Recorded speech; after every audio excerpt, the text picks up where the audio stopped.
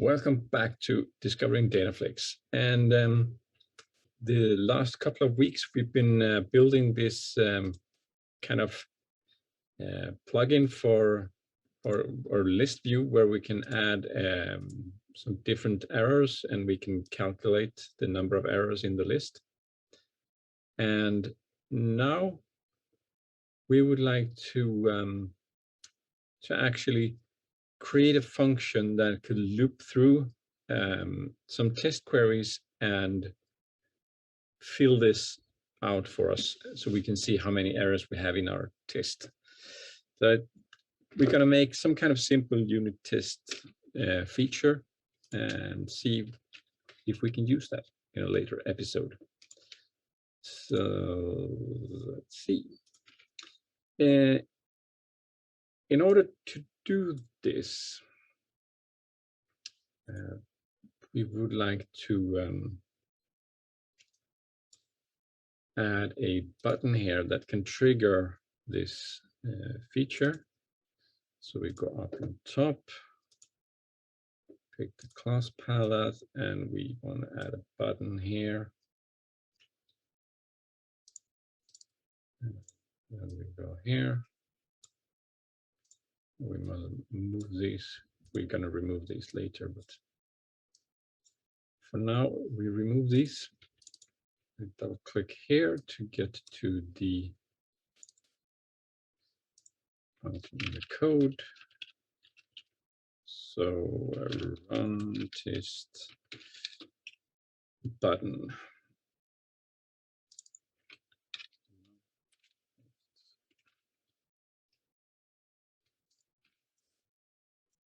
And here we have the procedure that will run when we click.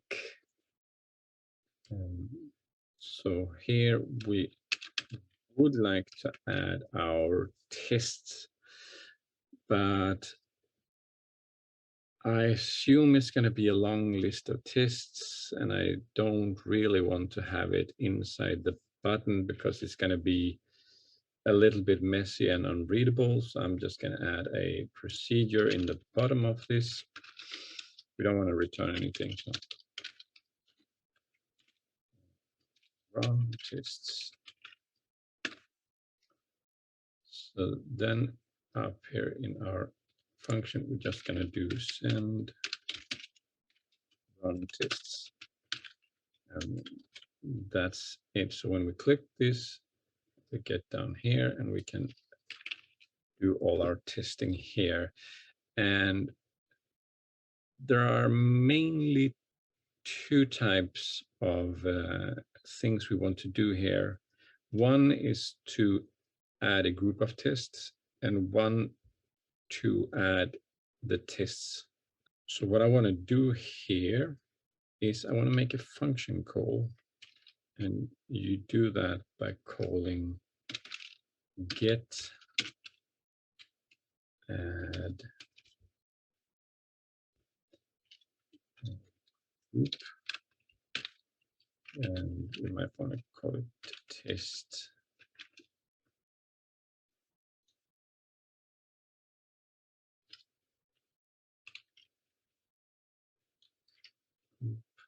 Let's see, because the assert, we want to name get assert like that.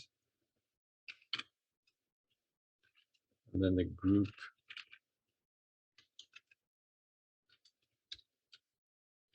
yeah, let's just call it test group. So we should be able to do this, and here we can then add a function called test that takes a string, its label, and then we have just as a function true, and does something here, and then we're going to have a similar one that is called that. Yeah, it's going to have a label, but it's also going to have a string is expected and a string is result. Can we simplify this? Because my initial thought was that if I return true, then I need to add a row. But why can't I just add the row inside here? If these two are not the same, I'm just going to add the row. So I'm going to make these procedures instead. Not care about all this return stuff. And then we can just send test group and a label, testing tests, and assert, send assert, and label is cool. And then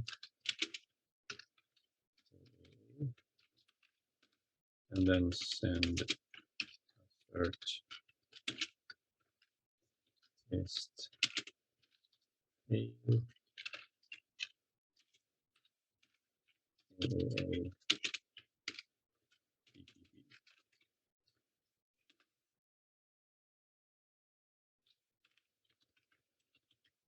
and now we're at the point where we actually want to start to add lines to this list here. We more or less want to call this add function.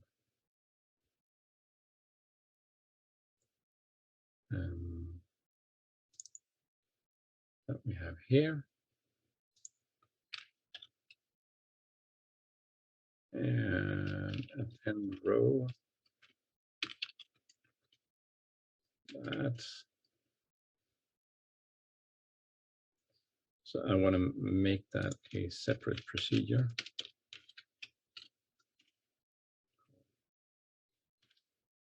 And row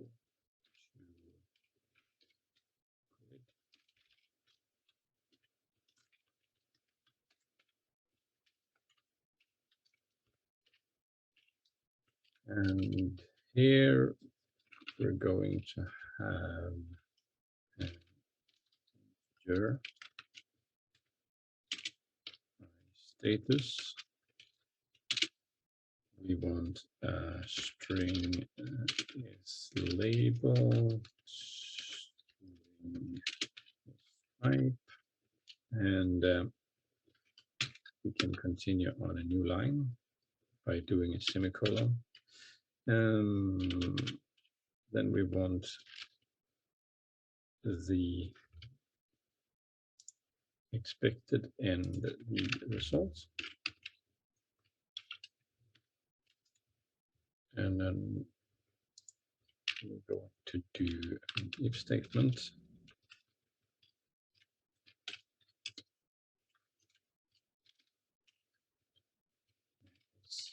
Icon path.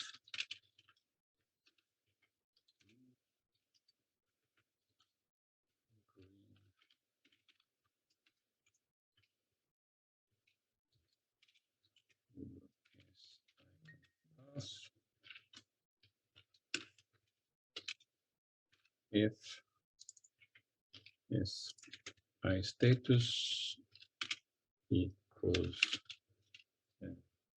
0, then we say it failed. It's 1, then it's succeeded. So then we're going to move the red light to the icon path. And here we're going to put icon path. the test title is label. Group is the test type. And description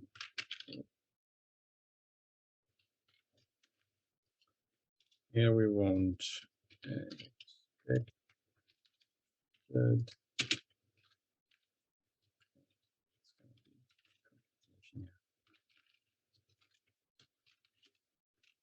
Else is expected.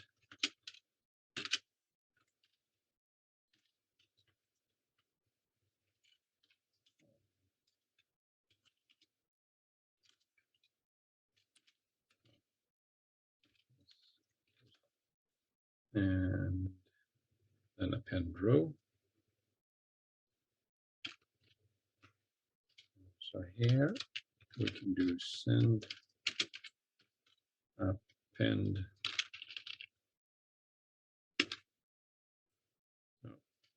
send add row to grid. And with the status, yeah, we need a different way of managing statuses. So we might have a default image with status equals 1.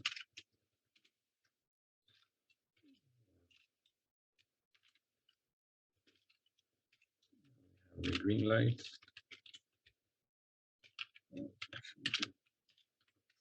Here. And no light. So we need another image for that. So we add to grid, and this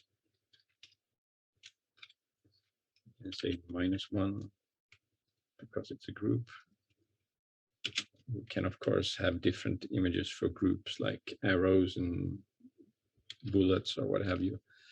But we can play around with that later. Then we want a label, which is the S label. Type is a nothing in the expected, and this one. And we want to do more or less the same here.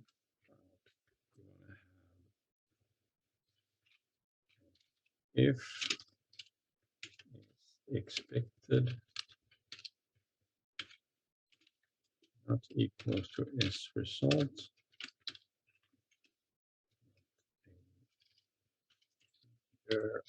pi status move 1 to status, because we expect this to be true. If it's not, then we do move 0 to I status.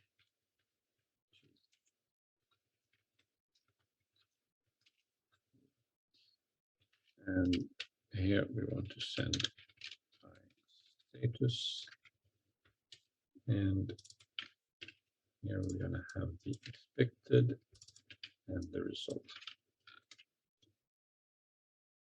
So now if we run this, we should be adding this group, a test that is okay and a test that fails.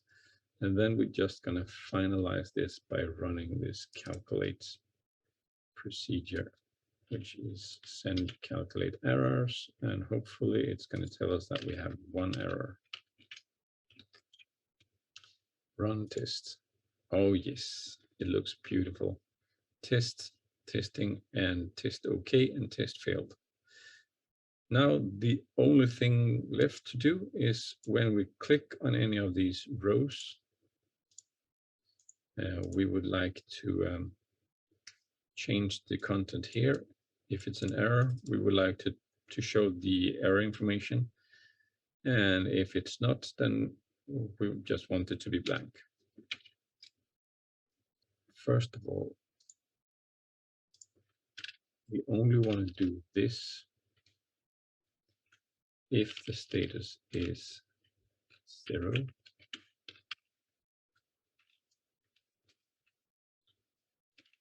otherwise if status equals to 1, to move just an empty string.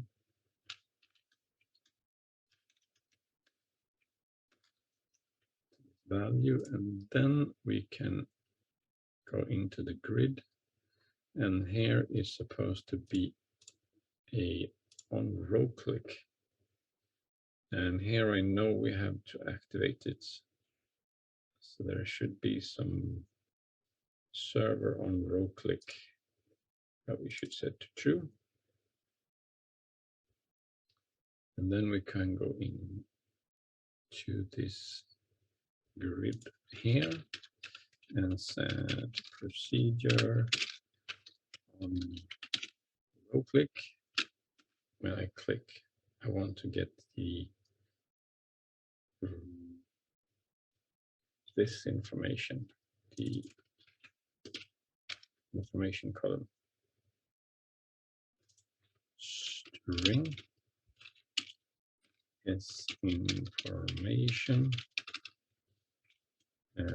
webget ps value of and to is information, and then we want to do a web set HTML. Yeah, exactly.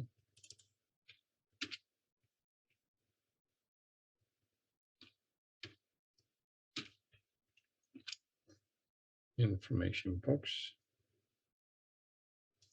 And now I'm excited to see if this works. It fails already here. Ah, yeah. Do is in. Let's see. I'm going to set a breakpoint there to see if we even get the right information. So run tests. This data is containing enough columns, 3 out of 4. This one. This should default to value, and if it's 0, then we want to display the error. That should solve that issue. Run test. There it is. And now if I click here, I should get the S information, but it's still empty. So that is not working. We're not getting.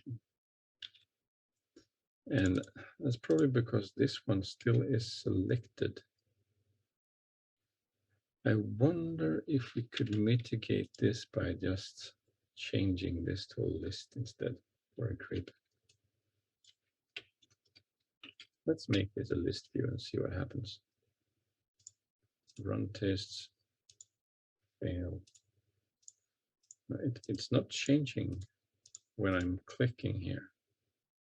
There might be some property we need to set to allow that when it's actually data, non-data aware. You can use this fill height just to make sure that it's filling the height when we get more tests later on. But that's not what we're, it's not solving our current question. Maybe we're not doing this, and that might be the thing that's causing issues here. Let's see what we actually do when we add rows. We are not setting any row ID down here while we're adding a row to the grid. We actually want to move. Let's see. Egg cells is row ID, is row ID. We probably want to set a property.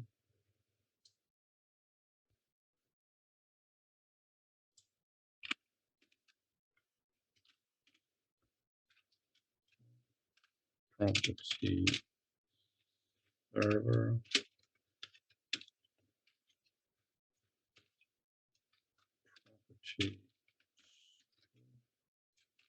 is row ID. And when we click the run test button, we might want to just web set is row ID of unit test 0. And this down here. So when we add a row ID, we want to increment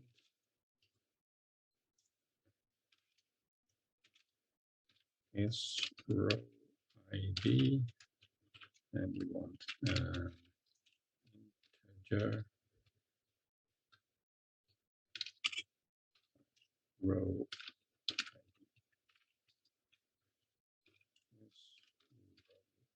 ID. And now we want integer is row ID. Row ID. There is probably a better way to do this. And then we just kind of web set pairs to row ID. And here we're going to set this to a string ID. Now should have a unique row ID. Barely enough. Error. Undefined. Ah, yeah. That's actually on the row that we're setting that. Run test, and you see it's filling the screen. And if I click here, row ID is still 0. Ah, that's why.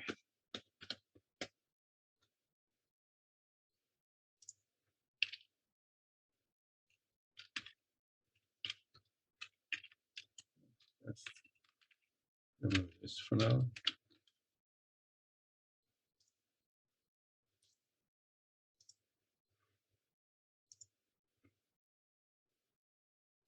So here we have row ID 1, and we're doing that. And if we're going to row ID, it says 1, yes.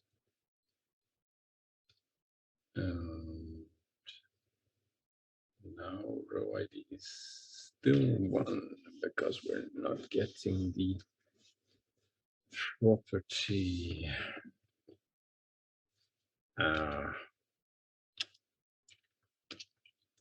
WebKit. And the information was blanked. And now we got this. Yes. There you are. So now we can click these, and if we click an error, we get this information box.